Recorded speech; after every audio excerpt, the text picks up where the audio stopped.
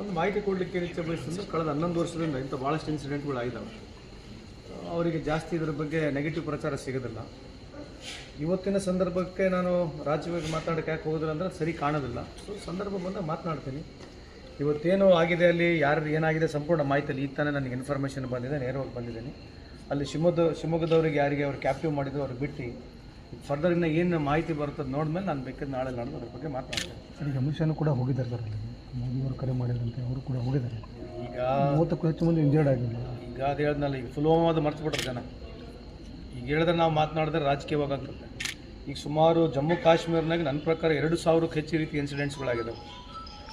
2016ರಲ್ಲಿ ಸುಮಾರು ಅಥವಾ ಲಾಸ್ಟ್ 10 ವರ್ಷದಲ್ಲಿ ನನಗಿರ್ತಕ್ಕಂಥ ಮಾಹಿತಿ ಪ್ರಕಾರ 800ಕ್ಕೂ ಹೆಚ್ಚು ಸಣ್ಣ ಸಣ್ಣ ಬಾಂಬು ಎಕ್ಸ್ಪ್ಲೋಡ್ ಆಗಿರೋ ಇನ್ಸಿಡೆಂಟ್ಸ್ಗಳಿದ್ದಾವೆ. ಇದರಲ್ಲಿ ವ್ಯಾಪಕವಾಗಿ ಚರ್ಚೆ ಆಗಿಲ್ಲ. ಇವತ್ತು ಈ ವಿಷಯದ ಬಗ್ಗೆ ಮಾತಾಡೋದು, ರಾಜಕೀಯವಾಗಿ ಟೀಕೆ ಮಾಡೋದು ಸರಿಯಲ್ಲ. ಬಂದಾಗ ಸಂದರ್ಭ ಬಂದಾಗ ಮಾತನಾಡೋಣ.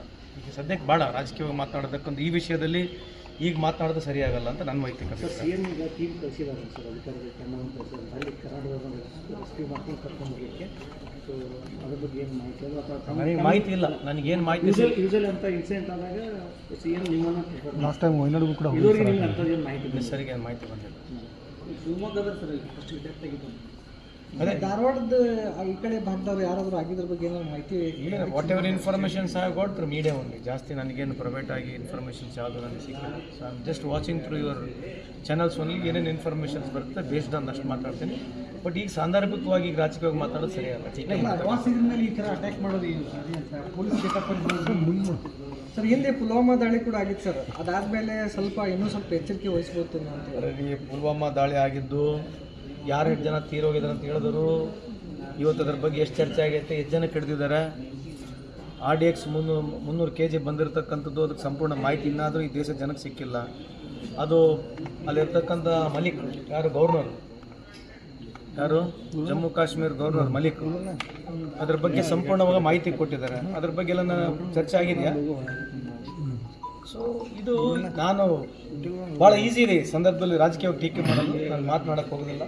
ಸಂದರ್ಭ ಬಂದಾಗ ಮಾತನಾಡ್ತೀನಿ. ಈಗೇನಂತಂದರೆ ಅಲ್ಲಿ ಏನು ಕಾರ್ಯಾಚರಣೆ ನಡೀತಿದೆ ಸುರಕ್ಷಿತವಾಗಿ ನಡೀಲಿ.